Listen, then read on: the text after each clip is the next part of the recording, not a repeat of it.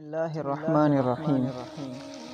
زما عزتمندو، نن زه تاسو ته یو ډیره مجربه وظیفه بیانوم چې په دې وظیفې کولو سره به انشاءالله ستاسو په اولاد کې څومره غلط عادتونه وي، ستاسو په بچو کې څومره غلط عادتونه وي، الله پاک په دې وظیفې سره هغه د ستاسو د دې اولاد نه لرې کړي.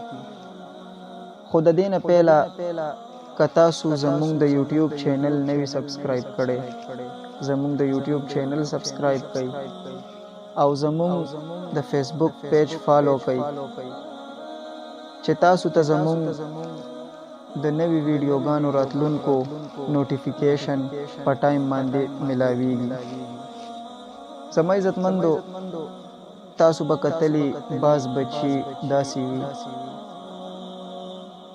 چې هغه د مور او پلار نافرمانه وي، یا داسې غلط عادت وي پکې چې ډیر زیات بدتمیزه وي، یا یو داسې عادت وي پکې چې مثال کې طور پر هغه سبق سره پړی سره زړه نه لګي، یعنی سکول ته نه ځي خو چې کم غلط کار وي هغه خوښوي او صحیح کار نه خوښوي.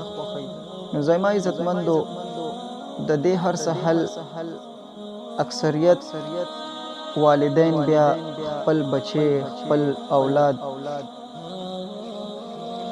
وهل ټکول پې شروع کړي. زما عزتمندو، وهل ټکول د دې حل نه دی، ځکه چې هغه ټایم سره هغه بچی ټیک شي خو بعد کې بیا په هغه عمل باندې شروع وکړي. نو د دې دپاره زه تاسو ته یو وظیفه بیانوم. تاسو روزانه دا وظیفه کوئ، انشاءالله ان قریب به دا غلط عادتونه په دې وظیفې سره الله پاک ستاسو د دې اولاد نه لرې کړي.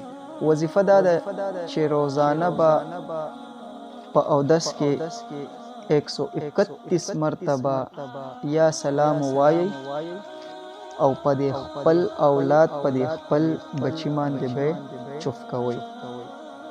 دا عمل به تاسو تر دې پورې کوئ چې تر څو پورې ستاسو دا اولاد ستاسو دا بچی د دې غلط عادتونو نه وي منع شوي.